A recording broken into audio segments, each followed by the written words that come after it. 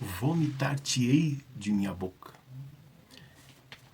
Capítulo 2 e 3 do Apocalipse tem o primeiro conjunto de visões que João tem, que ele vai trazer no livro, né? E fala sobre a carta às 7 igrejas. A gente crê que as igrejas falam do período da história do cristianismo, desde os períodos de João até a volta de Jesus. Há muitas advertências, promessas, existe uma padronização que sempre Jesus, né, Deus, ele vai se apresentar dando características deles que serão úteis, né, para cada período da história. E de todas as informações, repreensões que existem, talvez esta frase seja a mais forte, né? Vomitar-te-ei de minha boca, diz o texto. Nós vamos, esta frase, né, que pertence ao capítulo 3, a partir ali do verso 14 ao 22, que é o conteúdo da carta à Laodiceia, nós vamos meditar nessa frase. E futuramente meditaremos na continuidade da mensagem aqui à igreja de Laodiceia. Vomitar-te-ei. O que podemos extrair desta frase? Qual é a mensagem que ela quer transmitir a nós? Temos no Velho Testamento, né, um parâmetro para podermos pensar um pouco nessa frase no livro de Levíticos, capítulo 19 de Levíticos, capítulo 18. O contexto aqui é pouco a preparação, né, as orientações para o povo de Israel que, saindo do Egito, iriam passar um período no deserto e não habitar a terra prometida.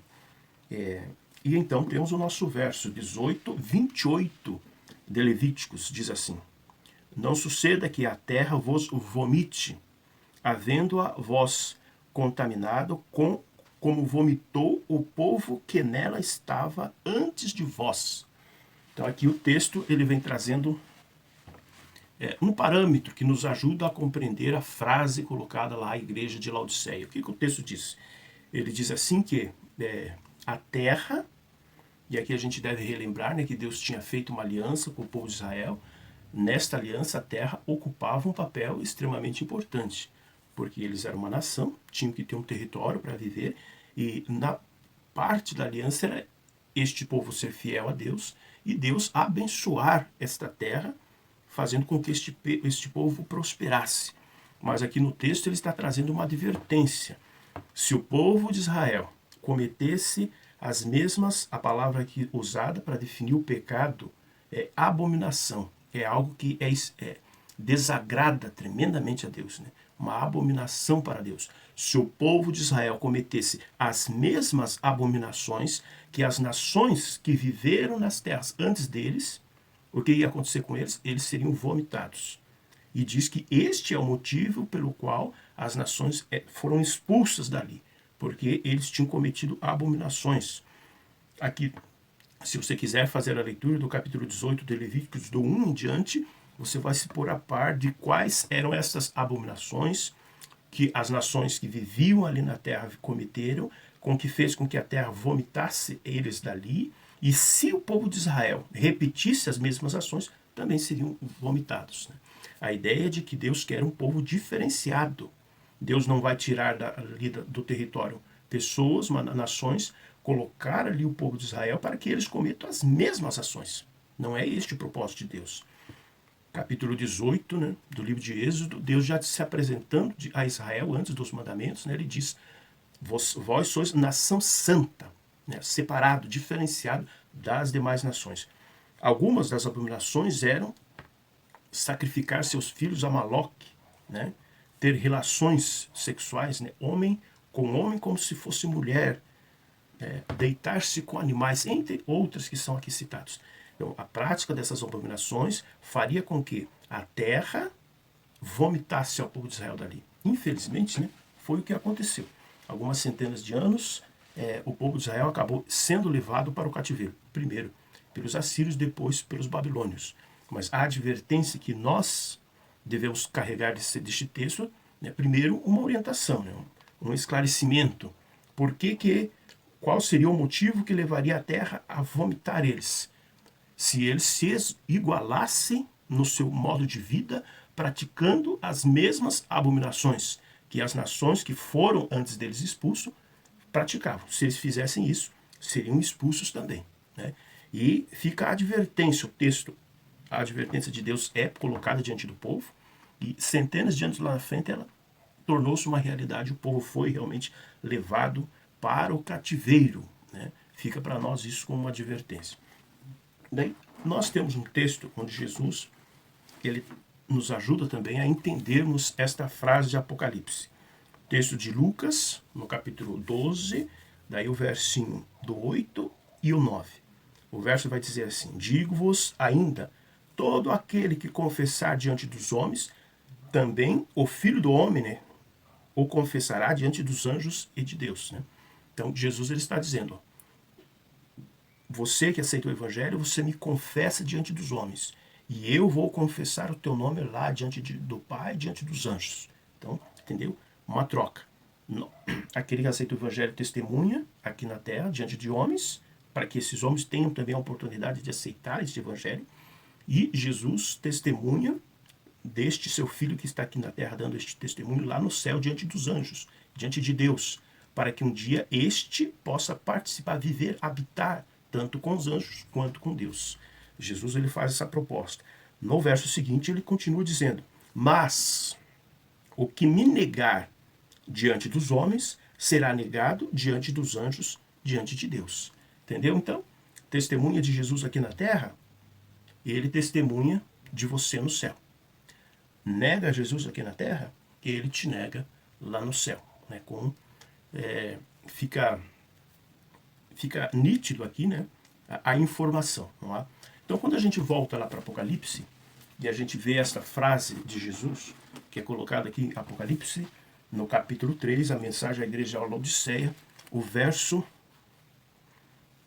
16, né, está aqui na parte final do verso, né? Estou a ponto de vomitar-te de minha boca. Então perceba, se a gente compara essa declaração de Jesus, o que está prestes a acontecer, com a informação de Lucas 12, né? 8 e 9, o que diz de Lucas 12? Diz assim, você testemunha na terra, ele testemunha de você no céu. Você nega ele aqui na terra, ele te nega no céu. Então, quando ele diz assim, estou a ponto de vomitar-te de minha boca, é uma mensagem que diz assim que quando ele olha o ser humano aqui, nos tempos de Laodiceia, que é a fase final do cristianismo, né, da igreja de Deus na terra, é a fase final. É os nossos dias. Né?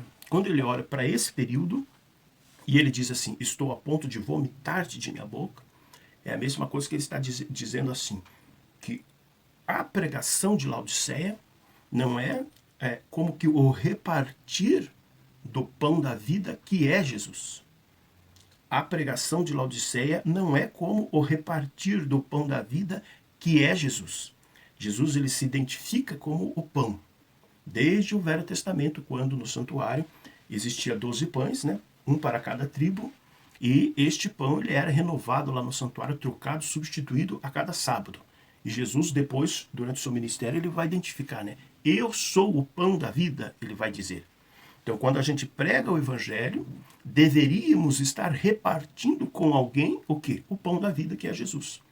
Agora, a advertência que vem a nós, quando nesta frase, vomitar-te-ei de minha boca, quando a gente compreende que as ações elas são espelhadas, né?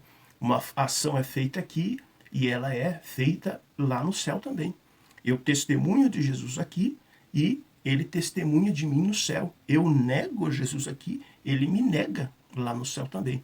Então, quando ele diz, estou a ponto de vomitar-te de minha boca, é como que ele está transmitindo assim que quando ele vê a pregação de Laodiceia, não é como se Laodiceia estivesse repartindo com as pessoas a mensagem do pão da vida, mas é como se ela estivesse repartindo um vômito.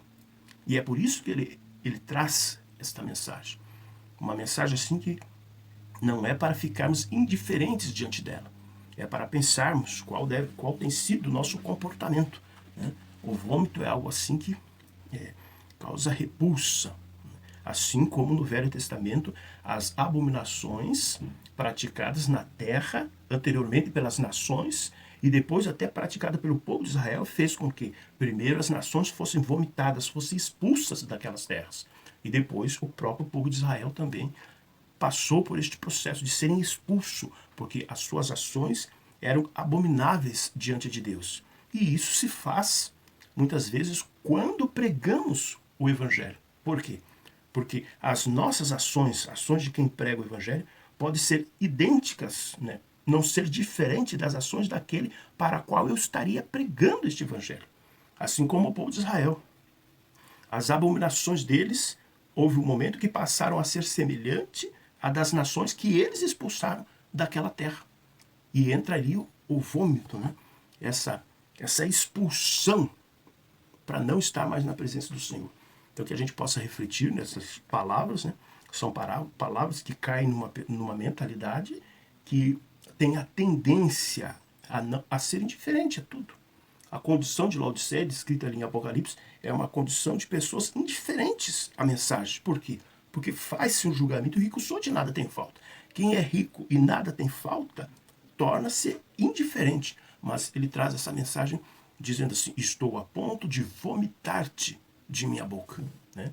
Que Deus, o Espírito Santo que está conosco, né, trabalhe em nossas mentes, que a gente possa compreender que temos que verdadeiramente aceitar o Evangelho, que ele tem que fazer a transformação necessária em nossa vida, para que ao pregar o Evangelho, esta pregação seja o repartir do pão que é Jesus, e não de alguma coisa que possa vir de nós mesmos, que aí pode ser caracterizado como um vômito, que ao invés de levarmos às pessoas o pão que é Jesus, estamos levando algo que não fez bem nem para nós mesmos, que não causou uma transformação nem em nós mesmos. Aí Jesus, ele compara, né?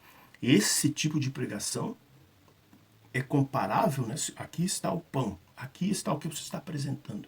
Isso que você está apresentando não é alimento, é como se fosse um vômito.